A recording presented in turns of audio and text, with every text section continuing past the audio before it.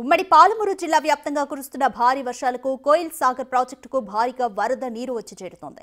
దీంతో ప్రాజెక్టుకు సంబంధించిన 5 గేట్లను పైకెత్తి దిగువకు నీటిని విడుదల చేస్తున్నారు అధికారులు.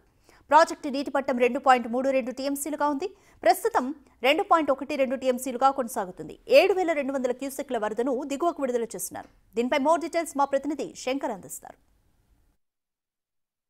జిల్లాలో కురుస్తున్నటువంటి భారీ వర్షాలకు వాగులు వంకలు పొంగి పొర్లుతున్నాయి. ప్రధానంగా జిల్లాకు చెందినటువంటి ప్రధాన ప్రాజెక్టులైనటువంటి జూరాల అదేవిధంగా కోయిల్ సాగర్ ప్రాజెక్టుల దగ్గర వరద ఉధృతి కొనసాగుతుంది.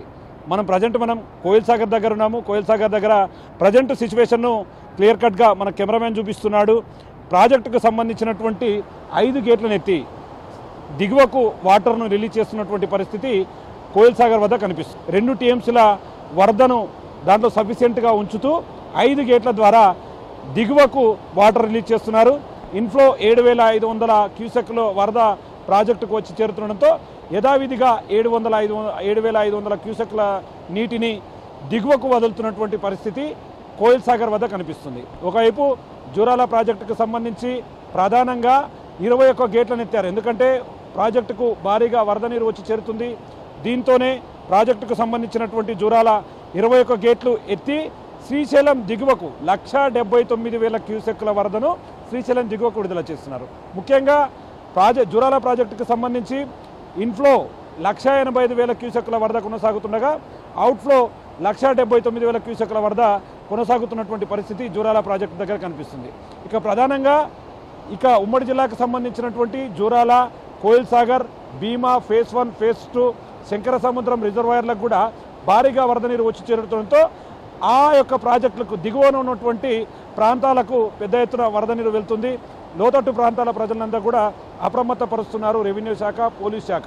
ఇక ప్రధానంగా జూరాల ప్రాజెక్టుకు సంబంధించి మరో 2-3 రోజుల్లో భారీగా వరద వచ్చే అవకాశాలు ఉన్నాయని తెలియడంతో ప్రాజెక్టు దగ్గర అధికారులు అప్రమత్తతతో వ్యవహరిస్తున్నారు.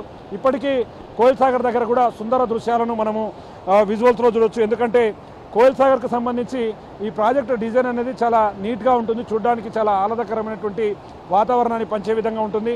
ఒకవైపు ఊక చెట్టు వాగు, మరోవైపు దుందుబి వాగు, పెద్ద వాగు. ఈ వాగులన్నీ కూడా ఉధృతంగా ప్రవహిస్తున్నాయి. దాంతోపాటు ఈ ప్రాజెక్టులకు వరద నీరు వచ్చి చేరుతుండటంతో ప్రాజెక్టుల దగ్గర సందర్శకుల తాకిడి మొదలైందని చెప్పవచ్చు. ప్రాజెక్టు దగ్గర చూస్తున్నాం, పూర్తిగా ఫుల్ ప్రొటెక్షన్ ద్వారా ఎవరిని కూడా ప్రాజెక్టు దగ్గరికి వెళ్ళనివ్వకుండా పోలీసులు కట్టుదిట్టమైనటువంటి ఏర్పాట్లను చేస్తున్నారు. ఇక ముఖ్యంగా ప్రాజెక్టును సందర్శించడానికి వచ్చేవాళ్ళు సెల్ఫీలు తీసుకోకూడదు, అదేవిధంగా ప్రాజెక్టు వరద సమీప భాగాలకు వెళ్ళకూడదని చెప్పి కూడా పోలీసులు ఆంక్షలు విధిస్తున్నటువంటి సిచ్యువేషన్ క్లియర్ కట్గా కనిపిస్తుంది.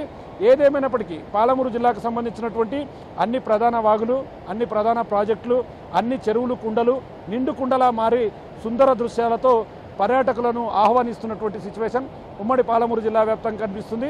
ఇక ఓవరాల్గా చూస్తే మాత్రం ఇప్పటికీ జోగులాంబ గద్వాల జిల్లా అలంపూరు నియోజకవర్గంలో చాలా ప్రాంతాల్లో పత్తి అదేవిధంగా వరిచేళ్లు కూడా నీట మునిగాయి. రైతులు తీవ్ర ఆందోళన వ్యక్తం చేస్తున్నారు. మరోవైపు పోలేపల్లి సెజ్జు, జడ్చర్లకు సంబంధించి సెజ్జు కావచ్చు, రహదారులన్నీ కూడా జల దిగ్బంధంలో చిక్కుకుపోవడంతో రహదారులకు పూర్తి స్థాయిలో రాకపోకలకు పూర్తిగా ఇబ్బందికరమైనటువంటి పరిస్థితి కనిపిస్తుంది. ఇక ముఖ్యంగా దీనికి సంబంధించి ఒకవైపు తెలంగాణ రాష్ట్ర సర్కారు తెలంగాణ రాష్ట్రంలో మరో 2-3 రోజుల పాటు ఇదే విధమైనటువంటి వర్షాలు ఉంటాయని చెప్పి కూడా హెచ్చరికలు జారీ చేస్తుంది. ఈ క్రమంలోనే ఒకవైపు ముఖ్యమంత్రి రేవంత్ రెడ్డి కూడా ఆదేశాలు జారీ చేశాడు.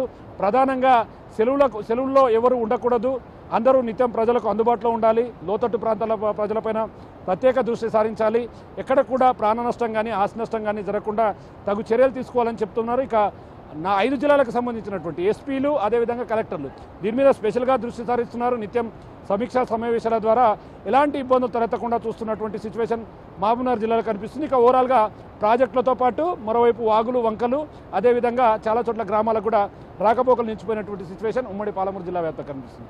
ఇది ఓవరాల్గా update. Camera person Nageshwar, Shankar, big TV, Koil Sagar నుండి.